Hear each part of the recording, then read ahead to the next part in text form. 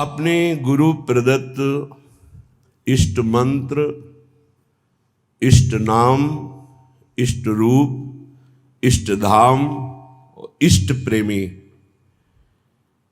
इतना ही मन दौड़ाने का स्थान है हमारा।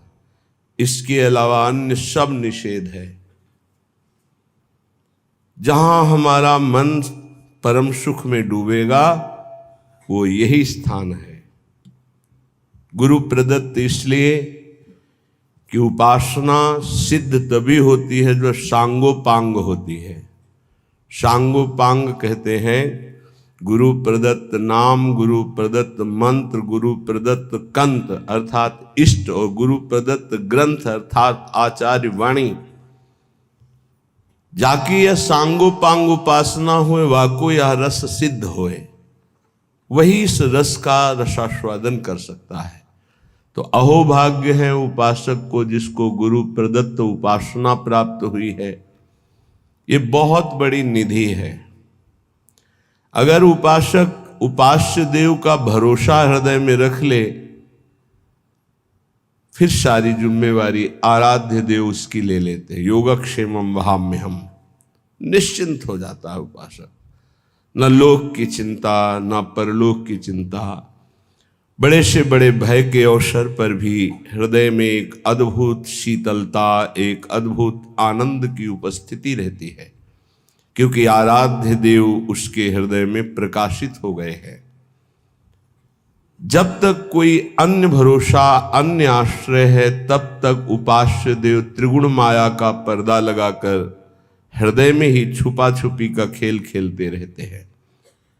श्रीपाद प्रबोधानंद जी महाराज कह रहे हैं, क्यों अन्य का आश्रय ले रहे हो? अन्य में आपका शरीर भी है, आपका अंतःकरण भी है, आपका स्वभाव भी है, और आपका शारीरिक संबंध भी है, आपका इंद्रियों से भोगों का संबंध भी है। ये सब अन्य के अंतर्गत आता है। अनन्य में एक ही बात केवल होती है, आराध्य देव बस, कुछ और नहीं। मेरे तो गिरधर गोपाल दूसरो न कोई, ये केवल अनन्यता का स्वरूप है। श्रीपाद बहुत करुणा करके कई श्लोकों में इस शब्द का प्रयोग किया है। कह रहे मरिष्यसि कदा सखे त्वमिति किं विजानासि किं शिशोः श्रुत तरुणस्य वा न खलु मृत्युराकस्मिकः तदद्य निरवद्य धीर वपुरिन्द्रियासक्ति को न किंचन विचार द्रुतमुपैः वृंदावनम। हे सखे, मरिष्यसि कदा, तुम्हें पता है तुम्हारा शरीर कब छूट जाएगा? किस दिन तुम्हारी मृत्यु होगी तुम्हें पता है? क्या तू ऐसा जानता है कि तेरी वृद्धावस्था में ही मृत्यु होगी? तो गलत तेरी सोच है। शिशो हो, शिशु अवस्था में भी हो सकती है। सुतरुणस्य, सुंदर जवानी में भी मृत्यु हो सकती है। खलु मृत्यु राकस्मिक कहा, अकस्मातिक, कभी भी किसी भी समय किसी अवस्था में हो सकती है। तदद्य निरवद्य धीर वपुर इंद्रिया शक्ति को। इसलिए मेरी बात मान लो, यदि अपनी इंद्रियों को तुम रोक पाओ और मन को नाम में लगा दो प्रिया प्रीतम के, तो ये जीवन तुम्हारा सार्थक हो जाएगा, धन्य हो जाएगा। नहीं, अच्छे अच्छे मृत्यु का अवसर आने पर भयभीत हो जाते हैं। ध्यान रखना, मृत्यु ऐसा भयावह नाम है जो सबके होश उड़ा देती है, पर जिनके होश श्री जी के चरणों में समर्पित है वो मृत्यु के होश उड़ा देते हैं। मृत्यु भय प्रदान करती है, वो ऐसी अभय अवस्था में होते हैं कि मृत्यु भी कुछ नहीं बिगाड़ सकती। जब ध्रुव जी परम पद में आरूढ़ होने के लिए चरण बढ़ाए, भगवान का दिव्य विमान पार्षद तो काल प्रकट हुआ और बोले इस लोक की मर्यादा है, मैं स्पर्श करता हूं तभी कोई आगे जाता है। तो ध्रुव जी ने कहा ठीक है, मैं स्पर्श करता हूं आपको, और काल के माथे पर पैर रखकर भगवान के दिव्य विमान पर पार्षदों ने हाथ पकड़कर ऐसे बैठाला। भक्त काल के माथे पर चरण रख करके चलता है, पर वो भक्त जो अनन्य है प्रिया प्रीतम, जो अनन्य है प्रभु का, प्रभु के सिवा किसी अन्य से आश विश्वास नहीं है। तदद्य निर्वद्य धीर वपुरु, बहुत धैर्यवान हो जाओ, मृत्यु की तैयारी कर लो। बड़ा कठिन है, जीने के लिए तुम हर प्रयास कर रहे हो, लेकिन मरने के लिए कौन प्रयास कर रहा है? धन्य है वो जो अपनी मृत्यु की तैयारी कर रहा है। लाखों करोड़ों अरबों असंख्यों मनुष्य हैं, सब जीने के लिए परेशान है, लेकिन कोई बिरला ऐसा है जो मृत्यु की तैयारी कर रहा है कि मुझे जाना है यहां से, मुझे जाने की तैयारी करना है, मुझे नाम जमा करना है, भगवान नाम, मुझे जितेंद्री होना है, भगवत साक्षात्कार करना है, पुनः इस संसार में, भयावह संसार में, जन्म मृत्यु दुख देने वाले संसार में, छली कपटी संसार में नहीं आना, मुझे भगवान की नित्य धाम में रहकर उनकी नित्य लीलाओं का रसास्वादन करते हुए उनकी सेवा में रहना है।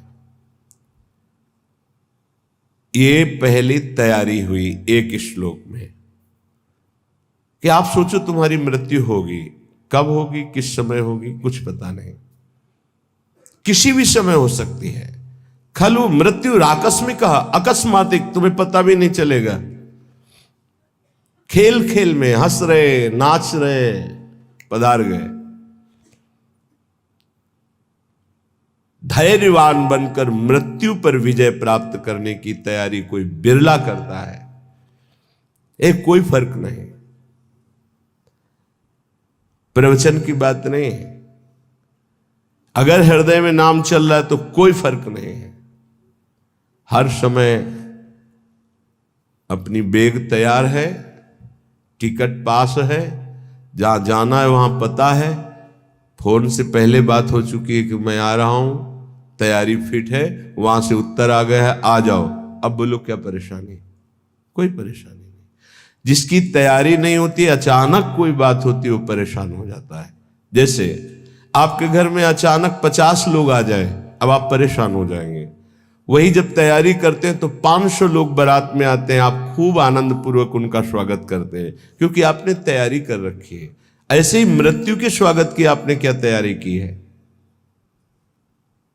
उत्तर सबके हृदय में एक ही आएगा, कुछ नहीं। तभी वो भयावह है, तभी वो महान दुख देने वाली है। यदि विवेकवान हो जाओ तो तुम मृत्यु की तैयारी कर लोगे। वो आखिरी तैयारी गुरु कृपा से होती है, और जिसने वो तैयारी कर ली वो निर्भय हो गया, निश्चिंत हो गया, निःशोक हो गया। ये तैयारी हम क्यों नहीं कर पाते? क्योंकि हमें यहां सब कुछ प्रिय लग रहा है। ये देह प्रिय लग रहा है, मकान प्रिय लग रहा है, पुत्र पत्नी परिवार प्रिय लग रहा है, तो हम तैयारी यहां की सब कुछ कर रहे हैं, लेकिन हमको ये पता नहीं कि अचानक हमारा ट्रांसफर हो जाएगा, अचानक हमारा शरीर छूट जाएगा, और उसकी तैयारी ना होना सबसे बड़ी हानि होगी। क्योंकि अन्य किसी योनि में आप कुछ तैयारी कर सके मृत्यु से बचने की, ऐसा कोई उपाय नहीं। केवल मानव देह में ही आप तैयारी कर सकते हैं भगवत प्राप्ति की, अन्य किसी योनि में नहीं। और ये आपने यहां की तैयारी में ही सारा समय खत्म कर दिया। पुत्र को पढ़ाना, पुत्री का ब्याह, ये वो, पूरा जीवन इसी में, और अंत तो गत्वा मोह मल से ग्रसित होकर पुनरपि जननम पुनरपि मरणम। ये आपकी मृत्यु के तैयारी में जो बाधक है, श्रीपाद आगे के श्लोक में कह रहे हैं, राज्यम निष्कंटकमपि परित्यज्य दिव्याश्च रामाः कामान सर्वान् अपि च विहितान् तिक्त तिक्तान् विदन्तः। हित्वा विद्या कुल धन जनाद्याभिमानं प्रविष्टा ये श्री वृंदा विपिन मपुनर्निर्गमास्तान् नमामः। जब कोई मृत्यु की तैयारी की सोचता है तो सबसे पहले उसका वैभव उसके सामने बाधा पहुंचाता है।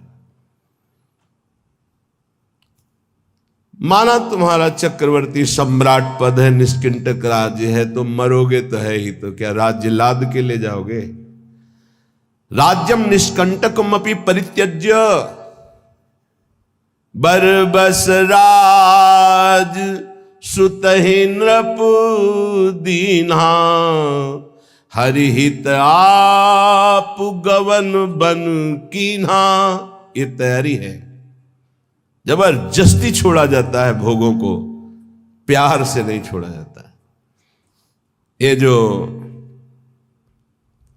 परिवार से लिपट लिपट कर रोना, मोह ममता राग, और फिर कि हम जा रहे हैं अमुक जगह तपस्या भजन, खिलवाड़ की बात करते हो, विनोद की बात करते हो। इनको गले लगा करके तुम इन्हीं का चिंतन करोगे। हिमालय, आप काशी, उज्जैन, द्वारिका कहीं भी जाओ, ये मोह का पास तुम्हारे हृदय को बलात् घसीट कर वहीं खड़ा कर देगा जहां से सुधार करना चाहते हो। अचानक अकस्मात जो मृत्यु तुम्हें सूचना नहीं देगी, उस पर विजय प्राप्त करने के लिए अकस्मात सबके मोह बंधन को काटना होता है। श्रुत बनितादि जान स्वार्थ रत ना करुणे सवीते अंत ही तो ही तजेंगे पामर तू न तजय बहीते। ये समझ में नहीं आएगा क्योंकि बुद्धि अपवित्र है, इसलिए ये समझ में नहीं आएगा। कह रहे शायद समझ में आ जाए। जाना है राज्यम निष्कंटकमपि परित्यज्य दिव्याश्च रामाः। दिव्य अर्धांगिनी स्त्री जो बहुत दिव्य है, देवी है, सुंदर है, स्वभाव सुशील है, एक क्षण में छूट जाएगा। तुम्हारा राज्य वैभव एक क्षण में छूट जाएगा। कर्मान, जितने भी कर्म तुम कर रहे हो शुभ या अशुभ, कामान, जितनी कामनाएं कर रहे हो, सर्वानपि च विहितास् तिक्त तिक्तान् विदन्ता, ये सब कड़ुआ है, सुख देने वाला नहीं है। क्या करो? इसे हित मत समझो। विद्वान हो, विद्या है, मरोगे फिर भूल जाओगे, फिर शुरू होगा, फिर शुरू होगा। काखा गाघा बालका बालको बालकाहा, फिर यही शुरू होगा, फिर व्याकरण पढ़ो। एक विद्या है भगवत विद्या, जो किसी भी जन्म में विस्मरण नहीं होती। जैसे भरत जी भजन किए, हिरण बने, तो हिरण में भी भजन किए और ब्रह्मबोध संपन्न जड़ भरत महापुरुष के रूप में प्रकट हुए। तो विद्या कुल धन जनाद्याभिमानम प्रविष्टा, यही तुम्हें मृत्यु की तैयारी नहीं होने दे रहे हैं। तुम्हारा वैभव, तुम्हारा सम्मान, तुम्हारी पत्नी, तुम्हारा पुत्र, तुम्हारी विद्या, तुम्हारा कुल, तुम्हारा धन, तुम्हारा परिवार मित्र आदि, इनमें जो अपनापन हो चुका, अभिमान, अहमता, ममता, यही भगवत प्राप्ति में सबसे बड़ी बाधा बन रही है। क्या करें? बोले धन्य भाग है उनका जिन्होंने इन सब से राग त्याग कर प्रिया प्रीतम के चरणों में अनुराग प्राप्ति के लिए कमर कस के ये श्री वृंदा विपिन मपुनर निर्गमास्तान नमामः। अब मैं अपने जीवन को वृंदावन में समर्पित करता हूं मृत्यु के लिए। पुनः इस श्रीधाम से कभी वापस शरीर नहीं जाएगा। तो बोले नमामः, मैं उसे नमस्कार करता हूं कि उसने मृत्यु पर विजय प्राप्त कर ली, मृत्यु की तैयारी कर ली है। निष्कंटक राज्य जैसा वैभव हो, दिव्याश्च रामा, दिव्य अर्धांगिनी, सब काम, सब कर्म, सब ये सब मायाकृत। अगर समझ में आ जाए कि मृत्यु की तैयारी अब करनी है, शरीर हमारा अब किसी काम का नहीं रह गया, सारे कर्तव्य संसार के बने ही रहेंगे, कभी पूर्ण नहीं होते। आज तक कोई ऐसा हमें नहीं मिला कि हमारा सारा कार्य पूर्ण हो गया, अब मैं सब कुछ त्याग कर भजन करता हूं, कभी ऐसा नहीं मिला। जब उसको भजन की बात आएगी तो लड़ना पड़ेगा, आसक्ति राग छोड़ना पड़ेगा। श्रीपाद कह रहे हैं कि विद्या का, कुल का, धन का, जन का, पत्नी का, राज्य का, वैभव का, जीने का, यही माया के द्वारा प्रकट किया हुआ ऐसा राग है जिससे जीव अपने मानव देह को इनमें व्यर्थ करके भगवत प्राप्ति की तैयारी नहीं कर पाता। क्या करे? बोले राधा कृष्णौ परम रणिनौ कुर्वतः सर्वतश्री विष्णोर्धाम्ना स्फुरद्दति महानंद वृंदावन स्थान। भगवान विष्णु के परम धाम हैं क्षीर सागर, वैकुंठ धाम और भी बहुत से भगवान के निज धाम हैं। इन सब में महामहिम, जहां अधिक प्रेम रस की स्फूर्ति होती है, बड़ा रसमय स्वरूप। विष्णु का तात्पर्य होता है व्यापक तत्व। विष्णु किसी एक का नाम नहीं है। विष्णु का तात्पर्य होता है व्यापक तत्व। जो उस तत्व स्वरूप भगवान है, उनके बड़े धाम हैं। उन्हीं का कैलाश है, वही शिव रूप में है, वही ब्रह्म धाम में है, वही क्षीर सागर में है, वही वैकुंठ धाम में है। बोले उन्हीं परम तत्व का एक बड़ा रसमय धाम है जहां प्रेम की अत्यंत अधिकता है, उसका नाम वृंदावन धाम है। और वहां जो परम तत्व दो रूपों में खेल रहा है, रसो या परमानंद एक द्विधा सदा। जो रस परमानंद में तत्व है वो एक होते हुए द्विधा दो रूपों में खेल रहा है, श्यामा श्याम के रूप में। राधा कृष्णो परम मृणिनो कुर्वतः सर्वतः श्री विष्णुर्धाम्ना स्फुरदति महानंद वृंदावन स्थान। बड़ी महिमा की बात कह रहे हैं। यदि आपको श्रीधाम वृंदावन आने को मिल गया, श्रीधाम वृंदावन का परिचय मिल गया, अब तुम्हें यहां ऐसे रहना है। अगर रहने को मिल जाए आजीवन, तो कह रहे हैं जंतुन हंतुम विरचित कृति नप्युरूप प्रेम भाजौ। चाहे वो मेरे को अंग अंग काट दे तो भी मैं नहीं जाऊंगा वृंदावन से। ये आखिरी मृत्यु पर विजय प्राप्त करने की बात है, क्योंकि साधना करके भगवत प्राप्ति करना बहुत कठिन है। तो आश्रय से भगवत प्राप्ति होती है। धाम का आश्रय, धामी का आश्रय, नाम का आश्रय, लीला का आश्रय। सबसे ज्यादा सरल पड़ता है धाम का आश्रय। जो निरंतर नाम जप करने का फल है, वो निरंतर जो धाम वास कर रहे हैं उनको स्वाभाविक मिल रहा है। जो निरंतर रूप ध्यान का फल है वो धामवासी को मिल रहा है। जो निरंतर लीला चिंतन में डूबे हुए महापुरुषों की गति, वही निरंतर धामवासी को प्राप्त होगी। बहुत दुर्लभ है श्री धाम वृंदावन का अखंडवास। कह रहे हैं कि जंतुन हंतुम, यहां के कोई जीव जंतु या यहाँ के कोई ब्रजवासी जन यदि वो हम पर प्रहार करते हैं तो हमें सह लेना चाहिए, पलट कर वार नहीं करना चाहिए। मृत्यु की तैयारी करने वाले की बात कह रहे हैं। यहां तो बड़ी बात कह रहे हैं, जंतुन हंतुम, मुझे मार ही क्यों न डाले। बड़ी बात कह रहे हैं श्रीपाद। ये तैयारी हो जाएगी, आपको प्रिया प्रीतम की प्राप्ति हो जाएगी। बहुत कठिन है ऐसा समर्पण होना। जंतुन हंतुम, कोई भी जीव जंतु। एक बार काली देह में जहां पूज्य श्री जगदीश बाबा रहते, वहीं श्रीधर बाबा विराजमान थे, जिनकी सेवा में जाते थे। उन्होंने बताया था कि एक वृद्ध संत 2:30 बजे रात्रि की परिक्रमा लगाते थे। तो सर्दी के समय 2:30 बजे रात्रि के बहुत ही बिरला कोई 1-2 परिक्रमा में, तो कुछ ऐसे भगवान की लीला से कुत्ते थे जो सर्दियों में अगर सूकर निकल पड़े तो घेर कर उसे मार देते थे, वो खाते थे। और बाबा उधर से निकले तो उसी आवेश में वो कुत्ते बाबा के ऊपर टूट पड़े। अब एक छड़ी वयोवृद्ध संत गिरा के कितनी जगह उनको खाया।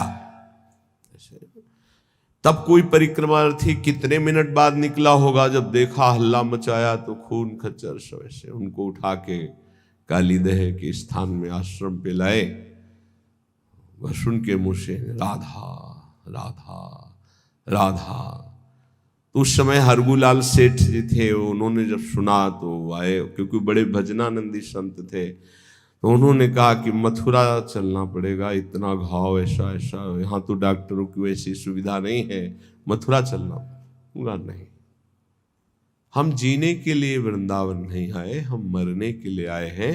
और ये प्रियाजू ने हमें बुलाने की लीला की है, मुझे मथुरा नहीं जाना है। वो बहुत पीड़ा हो रही, तो वृंदावन की रज लाओ, हमारे शरीर पे लगाओ, जय मिनट हम जीवित हैं ते मिनट कीर्तन करो, बस यही जीवन का हमारे परम विश्राम, मुझे औषधि नहीं लेनी। अगर वृंदावन में औषधि हो रही तो हो रही, नहीं हो रही तो नहीं लेनी है मुझे। शरीर छूट जाए, मैं छोड़ने के लिए आया हूं। यह है तैयारी मृत्यु की। जंतून हंतुम विरचित कृति नप्युरूप प्रेम भाजौ। बहुत बड़ी तैयारी करनी पड़ती है मृत्यु पर विजय प्राप्त करने के लिए। कोई मेरे ऊपर प्रहार करेगा तो मैं उसको सम्मान दृष्टि से देखूंगा। क्यों? क्योंकि ये शरीर ही तो बाधा था, शरीर को नष्ट कर देगा और मैं प्रियाजू से मिल जाऊंगा, तो मुझे सम्मान नहीं देना चाहिए उसको कि मेरा काम बना दिया, मेरी बाधा को हटा दिया, मेरी श्री जी से मिला दिया। ये कैसे कोई सोचेगा?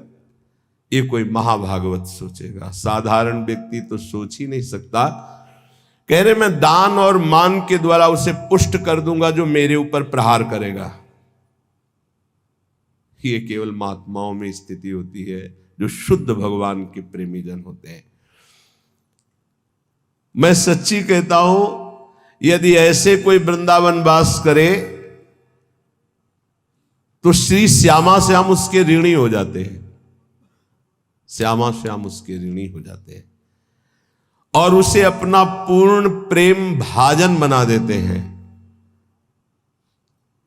दानैर मानैर रहा भजतो धन्य धन्यान नमामहा। मैं ऐसे उस महापुरुष को नमस्कार करता हूं जो यहां के जंतुओं के द्वारा, व्यक्तियों के द्वारा कष्ट पाने पर भी उनको सम्मान ही दिया, कभी उनका अपमान नहीं किया। तो श्यामा श्याम उनके ऋणी हो जाते हैं और वो श्यामा श्याम का प्रेम भाजन बन जाता है। श्रीपाद कह रहे हैं धन्य है धन्य है धन्य है, से महापुरुष को मैं नमस्कार करता हूं। 3 श्लोकों का वर्णन हुआ। पहले में वर्णन हुआ, भाई प्रिय सखे तुम क्या मरोगे नहीं? क्या तुम समझते हो कब मरोगे? अरे शिशु अवस्था में मृत्यु हो जाती, जवानी में हो जाती है, कभी भी हो सकती है। इस मृत्यु पर विजय प्राप्त करने के लिए अपनी इंद्रियों को वश में करो। ये राज्य, वैभव, ये स्त्री, ये पुत्र, ये परिवार, ये संसार एक दिन आंख मूंदेगी, कोई तुम्हारा नहीं होगा। इसलिए श्रीधाम वृंदावन आओ, सत्संग सुनो, नाम जप करो, सत्संग को अपने आचरण में उतारो। जहां भी रहो प्रभु के होके रहो, कोई गलत कार्य मत करो। अगर तुम्हें ऐसा लगता है मेरा शरीर साधन करने लायक नहीं रह गया, परिवार का भरण पोषण करने के लिए सब व्यवस्था है, तो आओ कष्ट सहते हुए श्रीधाम वास करो और यही शरीर छोड़ दो तो भगवत प्राप्ति हो जाएगी। अगर हम अपने शरीर और शरीर संबंधियों के ही प्यार में मगन रहे तो मृत्यु की तैयारी नहीं हो सकती। त्वमेव ब्रूहि प्राक् स्वजन परिवारादि निखिलम त्वया दृष्टम क्वादौ जनक जननी त्वादिक पदम विहायातः सर्वं भज हरिमदो वाञ्छसि पदम यदि त्वां वायाम्यै सभयमसि दंडैरै मनः। तू क्या पहली बार किसी परिवार में आया है? अरे लाखों बार तेरे परिवार हुए हैं। तुम्हें ब्रूहि प्राक्, क्या तू ये जान रहा है पहली बार ये स्त्री पुत्र परिवार मिले हैं? बहुत बार मिल चुके हैं, बहुत भोग चुके हो, बहुत बार सुख संपत्ति।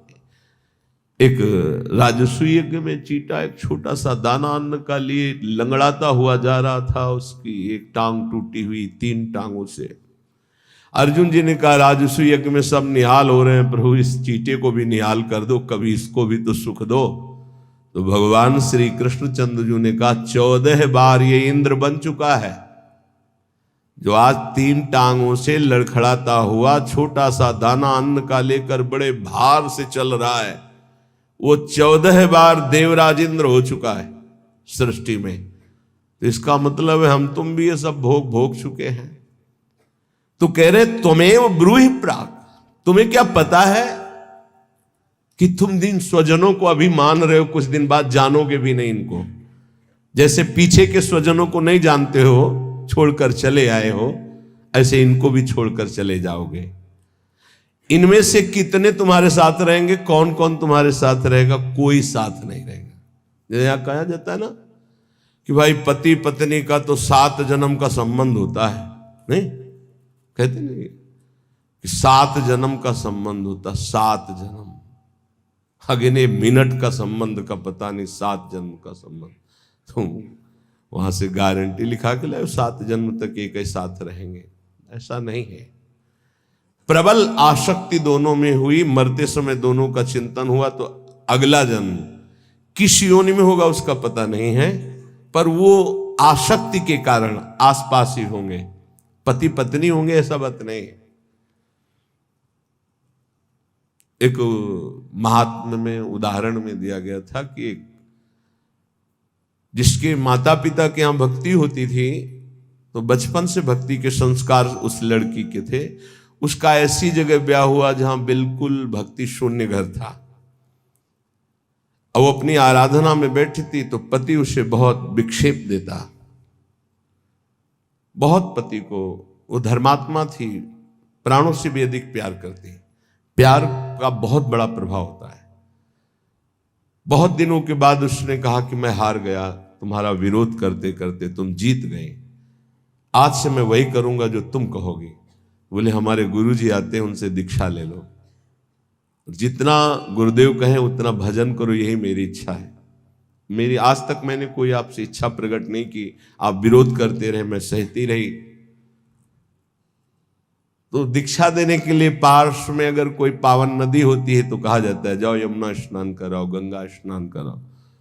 तो अपना धोती लोटा लेकर के गंगा स्नान के लिए जा रहे थे, तो 2-4 मित्र मिले, कहाँ जा रहे हो? बोले हो पत्नी ने कहा है दीक्षा लेना। अरे कहाँ तुम फंस रहे हो, वो ज्यादा बताएंगे कि ये प्याज लहसुन नहीं खाना, ये नहीं करना। अरे वो वापस आ गया, बोले नहीं लेंगे दीक्षा। को न कुसंगति पाए नसाई, रहे न नीच मते चतुराई। उनका आप तो कह रहे थे आज से मैं वही करूंगा जो आप कहोगी, तो आज कैसे बदल गए? बोले हमारे दोस्त मित्र लोग मिल गए। तो उनका इसका मतलब मुझे मित्र अपना नहीं माना, मैं पूरा जीवन आपकी सेवकाई में समर्पित कर रही हूं, तो क्या मैं आपका अहित कर रही हूं? वो नहीं माना। कुछ समय बाद दोनों का शरीर छूटा। पत्नी बहुत हृदय से प्यार करती थी अपने पति को, और वो उदंड स्वभाव के थे। वो राजा की राजकुमारी हुई, और वो राजा के यहां नवीन शावक हाथी के बच्चे के रूप में प्रकट हुए। अब पशु योनि में होते हुए भी पत्नी के भजन के प्रभाव से उसको ये दृष्टि प्राप्त थी कि ये मेरी पूर्व में पत्नी थी। तो जब राजकुमारी वहां छोटे से आती तो शावक से प्रेम करती, स्वाभाविक। जैसे ही वो शावक नवकिशोर हुआ और राजकुमारी नवकिशोर हुई तो स्वयंवर रचना हुई, और 9 शावक हाथियों की श्रृंगार करके ऐसे लाइन पंक्ति सजाई गई थी शोभा के लिए। तो जो राजकुमारी नजदीक से घुटने टेक दिए और आंसू बहाते हुए नजदीक गई, ऐसे कहा था कि गुरुदेव से दीक्षा ले लो, आपने नहीं माना। आपके कारण मेरी सदगति रुकी है, मैं आपसे प्यार करती हूं, आपको लेके जाऊंगी, इसलिए मेरा पुनर्जन्म हुआ है राजकुमारी के रूप में। तुम इसलिए रो रहे हो ना कि मैं अब चली जाऊंगी, नहीं, मैं जयमाला तुम्हारे ही गले में डालूंगी, तुम निश्चिंत हो जाओ। जब स्वयंवर का तो जयमाला लिया और 9 शावक, अरे बोले राजकुमारी पागल है, जो राजकुमार लोग थे वो चले गए। राजकुमारी ने फिर एकांत में जाकर, अब भी हमारे पति हो, दीक्षा लोगे? तो कहा अब गुरु मैं बनूंगी आपकी, अब मैं उपदेश करती हूं। कान में नाम दिया, मंत्र दिया, उसके प्रभाव से उसका शरीर छूटा और वो भगवत प्राप्त हुई और वो भी भगवत प्राप्त हुई।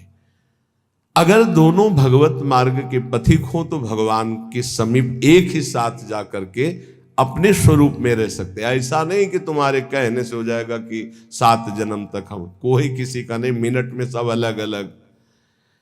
तुम्हें ब्रूहि प्राक, ए भाई तुम क्या जानते हो कि तुम्हारे कितने परिवार छूट गए हैं, उनकी याद भी नहीं है। तो इस जन्म के परिवार की तुम क्या याद करोगे? जितने दिन हो केवल उतने दिन तुम्हारा मोह जाल तुम्हें जकड़े हुए हैं। देख तेरे सामने तेरे बूढ़े जन गए ना, तेरे को भी ऐसे ही जाना होगा। वो नहीं रहे तो तू कैसे रह सकता है? विचार कर, विचार कर। त्वया दृष्टम क्वादौ जनक जननी त्वादिक पदम, तो विहाय आता सर्वम भज हरिमदो वांछस पदम। इसलिए मेरी बात मान जा, समस्त रागों का त्याग करके हरि चरणारविंद का भजन कर ले तो परम पद की प्राप्ति हो जाएगी।